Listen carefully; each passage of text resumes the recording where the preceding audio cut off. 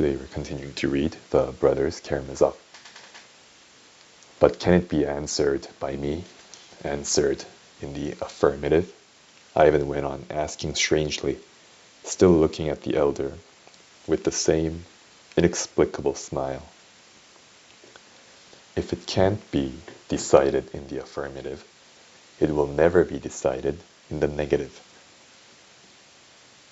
You know that is the peculiarity of your heart, and all its suffering is due to it.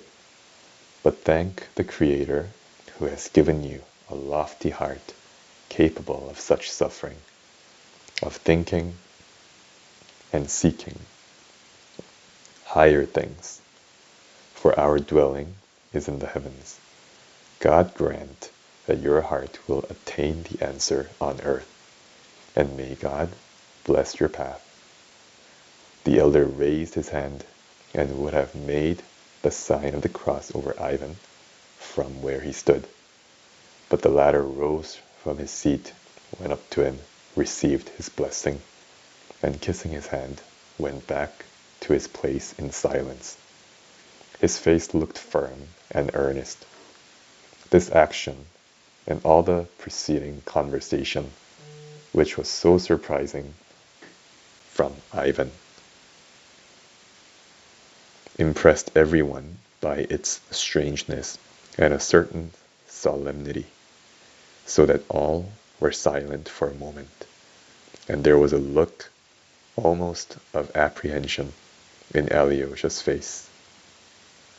But Miusov suddenly shrugged his shoulders, and at the same moment Fyodor Pavlovitch jumped up from his seat. "Most pious and holy elder," he cried, pointing to Ivan, "that is my son, flesh of my flesh, the dearest of my flesh. He is my most dutiful Karl Moor, so to speak, while this son who has just come in, Dmitri, against whom I am seeking justice from you, is the undutiful Franz Moor. They are both out of Schiller's robbers. And so I am the reigning Count von Moor. Judge and save us. We need not only your prayers, but your prophecies. Speak without buffoonery, and don't begin by insulting the members of your family," answered the elder in a faint, exhausted voice. He was obviously getting more and more fatigued, and his strength was failing. "An unseemly farce which I foresaw when I came here," cried Dmitri indignantly. He too leapt up. "Forgive it, Reverend Father," he added, addressing the elder. "I am not a cultivated man, and I don't even know how to address you properly, but you have been deceived, and you have been too good-natured in letting us meet here. All my father wants is a scandal. Why he wants it, only he can tell. He always has some motive, but I believe I know why." "They all blame me, all of them," cried Fyodor Pavlovitch in his turn. "Pyotr Alexandrovitch here blames me too. You have been blaming me, Pyotr Alexandrovitch. You have." He turned suddenly to Miusov, although the latter was not dreaming of interrupting him. "They all accuse me of having hidden the children's money in my boots and cheated them. But isn't there a court of law?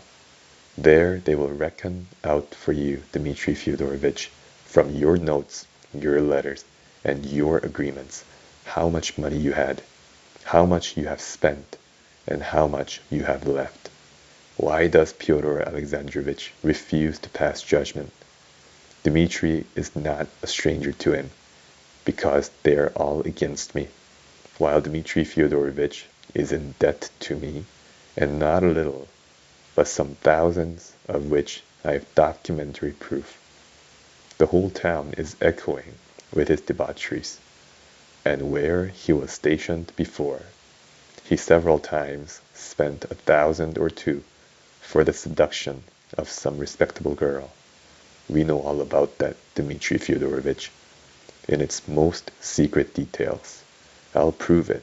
Would you believe it, Holy Father? He has captivated the heart of the most honorable of young ladies of good family and fortune, daughter of a gallant colonel, formerly his superior officer, who had received many honors and had the Anna Order on his breast.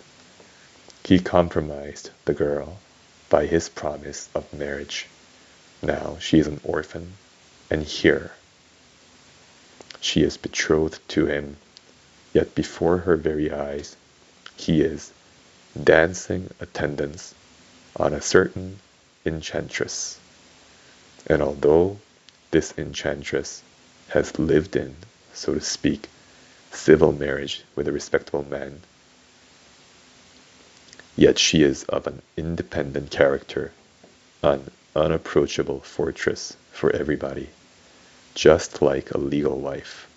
For she is virtuous. Yes, Holy Fathers, she is virtuous. Dmitri Fyodorovich wants to open this fortress with a golden key, and that's why he is insolent to me now, trying to get money from me, though he has wasted thousands on this enchantress already. He is continually borrowing money for the purpose. From whom, do you think?